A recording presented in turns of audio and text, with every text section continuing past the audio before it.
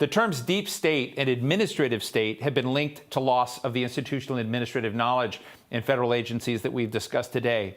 To talk about those terms and more is David Rohde, the executive editor of news at NewYorker.com and the author of a great book. It really helped me understand what we were going to be talking today, called In Deep, the FBI, the CIA, and the truth about America's deep state. David, it's great to see you. Thank you so much for joining us. I don't know how much you've heard, but I did open the show by saying, you know, your book and Michael Lewis's book, as I told you way back, I read it a couple of years too late, but I mean, you know, the Lewis book, but yours I was almost up on. But I mean, it really is this getting at this question of whether the nation is helped or hurt in some ways by having, you know, a permanent, as you call it, an administrative state that carries with that policy expertise. You know, you've tried to very dispassionately write about the costs and consequences of that. So without me telling your story, tell me what were the key equities you were trying to convey in your book? Well, it was, and I heard you mention it from the beginning, so that was very kind of you. I'm lucky to be mentioned with Michael Lewis. I think, and I've loved the whole program, and Jim and Eileen, and they sort of reflect the people I talk to, the career experts, the career civil servants. But there's a crisis, like we face it in the media. I think people in Washington don't understand how deep it is. There is a, you know, widespread on both sides of the political spectrum distrust of government officials. I think simultaneously, and I don't want to get too far afield here, there's this explosion of disinformation, misinformation online that's adding to this distrust. And I think, you know, you're doing it with the discussion today. There needs to be a reset. And just quickly, you know, it's fairly bipartisan. People might, you know, blame President Trump for exacerbating it. But, you know, I found that for decades, liberals have feared, you know, they don't talk about a deep state. They talk about the military industrial complex, that there's a cabal of generals and big defense firms that push us endlessly into war. And then, yeah, conservatives talk about the administrative state. That's this ever growing legions of, they say, you know, federal bureaucrats who are infringing on Americans' freedoms. And so we have this crisis, this pandemic. And I thought what Jim was saying about using it to try to, you know, I don't know, somehow reassert some public trust in government servants, you know, is a great goal. So how do you do that? I mean, one of the things, I was very interested in Congressman Francis Rooney, so Republican two-term congressman from Florida, Republican, but, you know, he's been out there basically, if you will, very big critic of the cuts in the State Department, in the classic Foreign Service, in the policy expertise, and hoping Blinken and others can bring them back, which is not something you hear every day from, you know, someone who's still in Congress. I mean, he may be departing, but it's, you know, he's been at it for a while. He's done the same thing with regards to concerns about climate change and the expertise we have there. That was another area that came up both in your book and then also in the Michael Lewis book. And you know, what Rooney said was we need to make government attractive to these people again. Do you see any way to do that, to come out of essentially the toxicity of the period we are now, to make people say, hey, don't worry, come back, you can, you know, have a good life and career? What would you do to start out? I guess a little bit of optimism. The Fauci effect that was brought up earlier, you know, by Jim gave me kind of hope. I do think the pandemic has shown people that there are these, you know, devastating, you know, natural disasters, natural crises where there is a role for governments, where you need expertise to help in these kind of situations.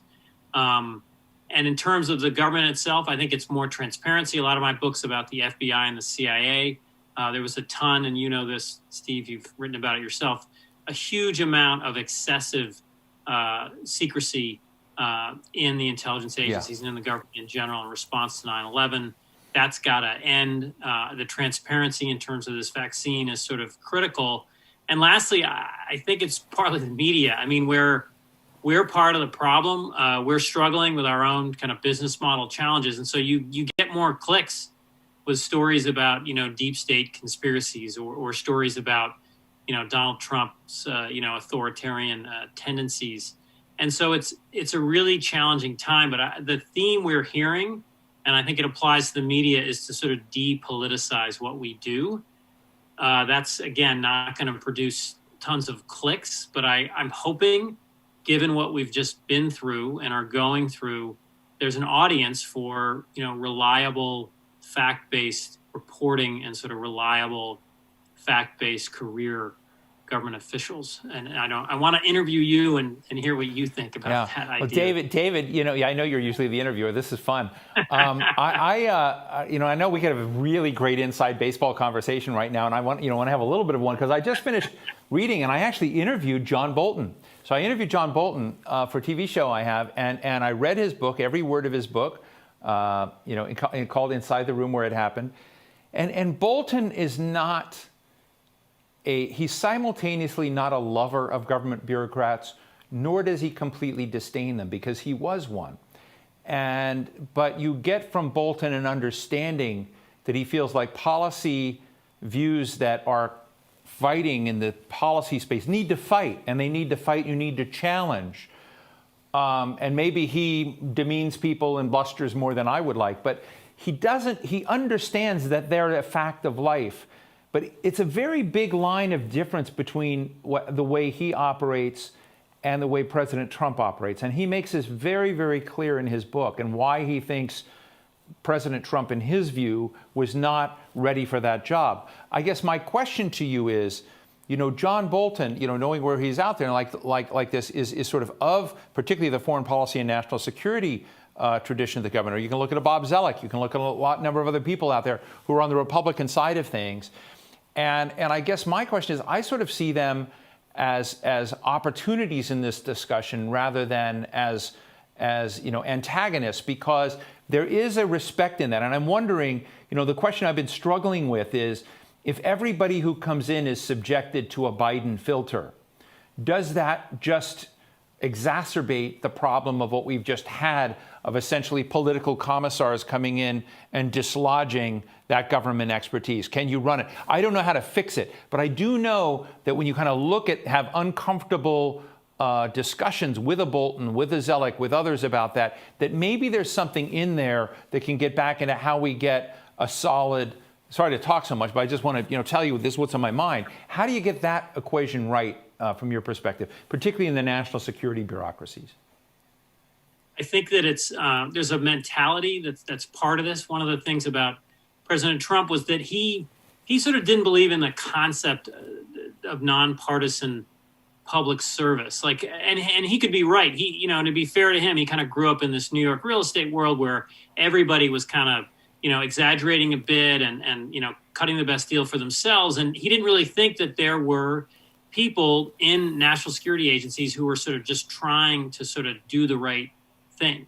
And I think that is going too far. I think public servants and journalists have to, accept that there is, can be some form of public service that's not purely politically motivated. That's like a basic thing.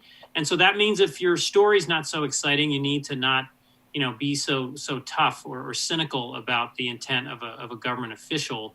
I also think it's vital, back to the media, to aggressively cover the Biden administration. If they apply a democratic filter, a loyalty filter, if they punish people who worked for the Trump administration, that is continuing this cycle that's so destructive.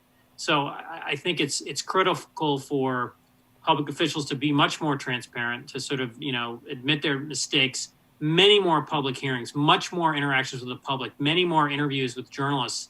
It's easy for me to say, but then journalists have to be as tough on the Biden administration as they were on the Trump administration. The last thing, in my view, you talked earlier about, connectivity in rural areas and this kind of thing.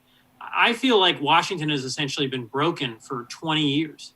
And we've, the big challenges we face as a nation, as a society, connectivity, income inequality, public health, privacy in the digital age. We have no rules of the road, or very few of them, for the digital age. That's the challenge we need to rise to. And partisanship, this kind of ceaseless, make everything partisan, see everything through a partisan lens, get that short-term political win, isn't working. And I may be optimistic, but I think there's a voting bloc that feels that they want some solutions. They don't want everything through that partisan lens anymore. David, let me just ask you finally an unfair question. If the tragedy of great writers yourself who write books is that the books end and life keeps going and there's stuff that you didn't add. I'm just curious because you were writing about the administrative state or the deep state and these important national security questions. If you had had 6 months more or a year more after that book, what would have been the next chapters about this struggle over the questions we're talking about today, about the administrative state, about the deep state, and this Herculean battle on both sides, if you will? What would you have added if you could republish the book today? A section about Bill Barr's actions in the last several weeks of the election, and even the several weeks after the election, and a tremendous partisan who I'm very hard on in the book, did not publicize that there had been a federal investigation opened into Hunter Biden's taxes. And when the president asked him after the election to support the baseless claims, and I want to say when something's false, the false claims of voter fraud, Bill Barr, didn't engage in that. So I don't know what happened. Bill Barr is not talking to me. That's his right. But, something happened where Bill Barr stood up for the tradition of prosecutors not announcing investigations very close to elections that could impact their outcome. He stood up, to President Trump and upheld, backed these local election officials that said there wasn't systematic fraud. And that's a positive thing. And again, so that's what I want to add, a positive note. Bill Barr, many things to talk about in his tenure, but he is engaged in public service in the last weeks of his tenure. And it's important to recognize that. And I think young people should recognize that as well. And maybe that will make government service more attractive to them. Well, David Rohde, so much fun to interview you for once. David, who is the author of In Deep, the FBI, the CIA, and the Truth About America's Deep State. He is the executive editor for news at thenewyorker.com. I should say, I just want to say a big thank you to you because it was reading that book that where I made up my mind we had to do an event on this wonky topic. This is not an everyday topic that you get to talk about. Your two books are not everyday, books, you and Michael Lewis. So I do want to say a profound thanks for raising this with us because I think it's a very vital set of issues. Thank you so much. Thank you, Steve. Thank you. That brings us to the end of our program today. A big thank you to Nokia for support of this program and to all of you in the audience for joining us. It's been a great set of conversations. If you missed any of them, we're going to have them up on our event website shortly at thehill.com/events. You can go and find the entire video clip of today's conversations. We'll have part 3 of this conversation in February. We're going to be back in February. It's hard to think about February 2021, but we will be back, so be on the lookout for how to tune in to that next program. I'm Steve Clemons. Be well.